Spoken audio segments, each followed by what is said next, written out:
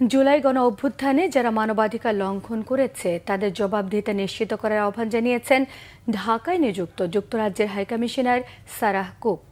বাংলাদেশে গণতন্ত্র ও মত প্রকাশের স্বাধীনতা প্রতিষ্ঠায় যুক্তরাজ্য পাশে থাকবে বলেও তিনি জানিয়েছেন।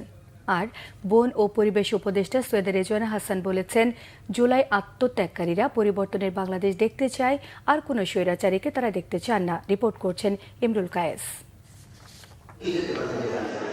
জুলাই গণ অভ্যুত্থান নিয়ে রাজধানীর শিল্পকলা একাডেমিতে চিত্র প্রদর্শনের আয়োজন করে জাতীয় দৈনিক প্রথম আলো। এতে অংশ নিয়ে যুক্তরাজ্যের হাই কমিশনার সারাহ কুক বলেন, জুলাই আন্দোলনের সময় সংঘর্ষ ও প্রাণহানির ঘটনায় বন্ধু রাষ্ট্র হিসেবে যুক্তরাজ্য খুবই ব্যথিত। আহতদের চিকিৎসায় যুক্তরাজ্য চিকিৎসক দল পাঠিয়েছে বলেও জানান তিনি।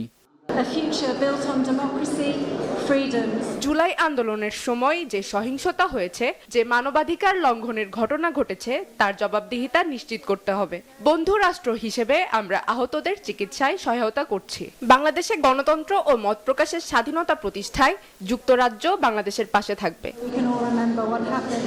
স্বৈরাচারের পতনে জুলাই অভ্যুত্থানে আত্মদানকারীদের চাওয়া অনুযায়ী দেশকে গড়ে তুলতে হবে। এজন্য সবাইকে ঐক্যবদ্ধ সিদ্ধান্ত নেয়ার আহ্বান জানান উপদেষ্টা সৈয়দা রেজওয়ানা হাসান।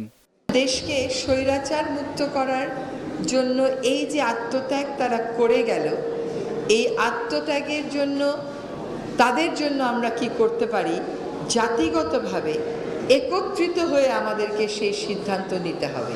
এখানে সংকীর্ণ কোনো সাংগঠনিক বিবেচনা, সংকীর্ণ কোনো ব্যক্তিগত বিবেচনা, সংকীর্ণ কোনো দলীয় বিবেচনা প্রাধান্য পেতেই পারে না। তারা যে দৃষ্টান্তটা সৃষ্টি করে দিয়ে গেছেন, যে আত্মত্যাগটা করে দিয়ে গেছে, সেই আত্মত্যাগটা এই দেশকে পরিবর্তিত একটা বাংলাদেশ হিসাবে দেখবার জন্য, এবং সেই পরিবর্তিত বাংলাদেশে আমরা আর কোনো স্বৈরাচার চাই না।